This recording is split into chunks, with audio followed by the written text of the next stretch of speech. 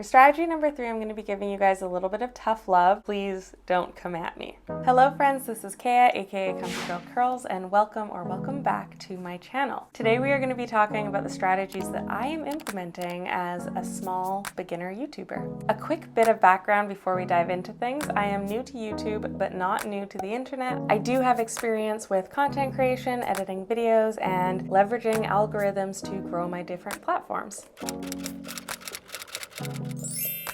So I've only been on YouTube about a month, and already the videos I've created are ranking and starting to bring me consistent traffic. And that's not to say that these videos are going viral, but I know that they are set up to bring me ongoing views for the long term. And I know you guys just want to dive right into the tips and strategies, so let's do that. So we're going to be covering 4 strategies that I knew I was going to be implementing before I even created this channel. So the first strategy I knew I was going to be implementing was SEO. And if you aren't familiar with what that means, SEO is search engine optimization, and that is essentially optimizing your videos so that they can be found via search. The term SEO is most often used when you have a blog or a website that you are trying to get to rank on search engines like Google. But it can also be used on other platforms like Pinterest, which is an amazing visual search engine, as well as YouTube, which is a video search engine. So prior to even launching this channel, I was doing research to see how SEO really worked on YouTube. And actually very early on, I purchased a TubeBuddy subscription, which is an absolutely amazing SEO tool for YouTube. It shows you the different tags, it shows you where you're ranking for them in search, and it helps you fully optimize your tags, title, and subscription.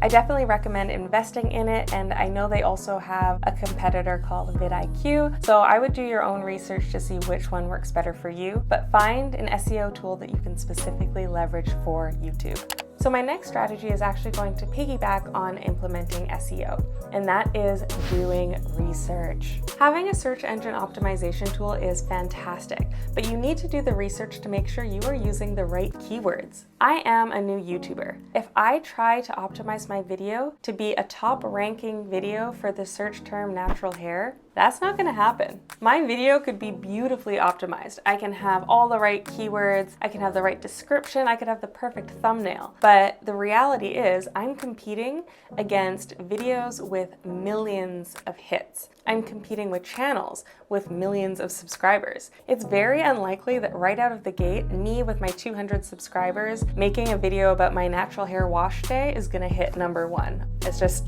not gonna happen.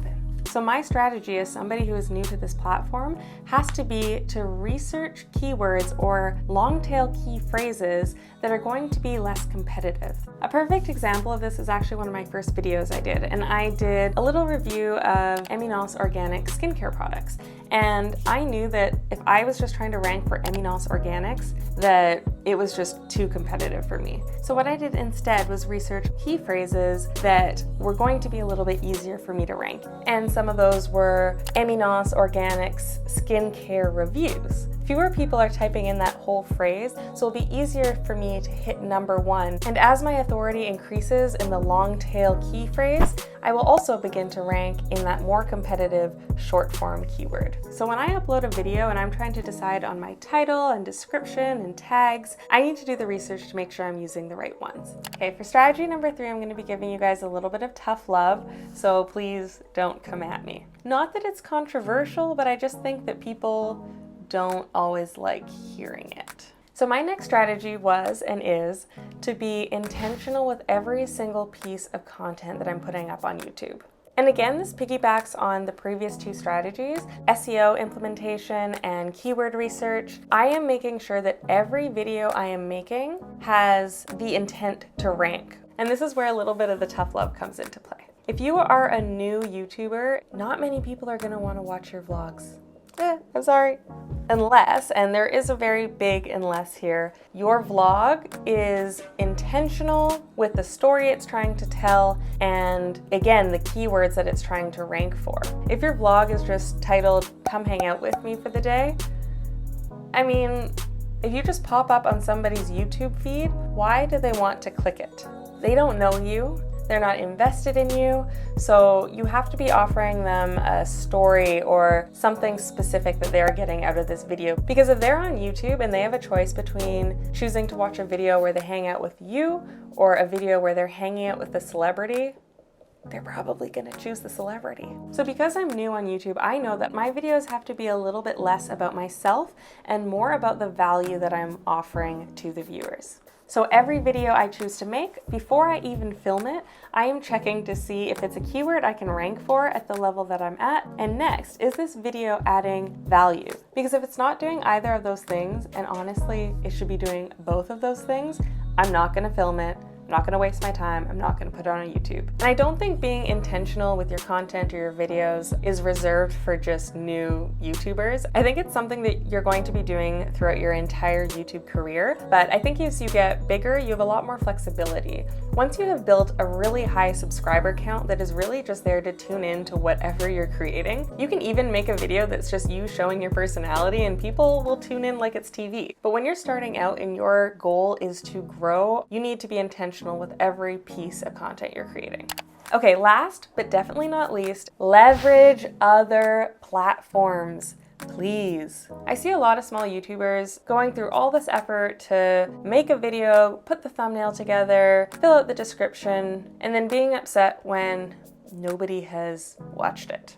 And I go check out their other platforms and I see that they are not doing the work to let the people know that they have a new video that's live. After I post a YouTube video, I set literal hours aside to hype up that content. I'm going to Instagram, I'm sharing it in my stories, and I know that I still have opportunities to talk about it in my IGTVs, my reels, my in-feed posts. I am going over to Facebook. I'm sharing it on my personal Facebook page. I'm sharing it on my brand's Facebook page. I'm sharing it in all of the different Facebook groups I'm a part of. And honestly, don't sleep on Facebook groups. It's a huge traffic driver for my YouTube channel. And then I'm also going to Twitter and making sure everybody knows about this video there. And the thing I want to emphasize is I'm not just spamming all these platforms with my links and saying new video up, go check it out. I am including in the captions of these social media posts the value that people are going to find if they click through and watch my YouTube video.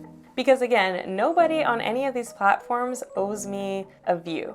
They are taking time out of their day to click my link and then go to my YouTube video and see what's up. So in order to entice people over to YouTube, I'm saying, hey, if you're looking for small YouTuber strategies, come check out the video and drop your strategies in the comments. I'm inviting people to connect. I'm inviting them to learn from me and offering an opportunity for me to learn from them too. I just want to drop 2 more little nuggets that hopefully will help get more views on your channel as well as subscribers, and that is leveraging both your blog and Pinterest. If you have a blog, repurpose your YouTube content. Take all the keynotes out of it, make a search engine optimized blog post, embed your YouTube video in it, and try to get that blog post to rank on Google. And Pinterest, like I said, is an amazing search engine in its own right. So I definitely recommend playing around with designing visually impactful pins and linking them back to your YouTube video. And honestly, in my opinion, better yet, back to that blog post where you have embedded your YouTube video. So I'm really looking forward to implementing all these strategies. In the description, I've dropped links to some of the tools that I use to strategize and leverage SEO research. And if you have any more questions, my DMs on Instagram and Twitter are always open. You can find me there at Comfy Girl Curls. Until next time.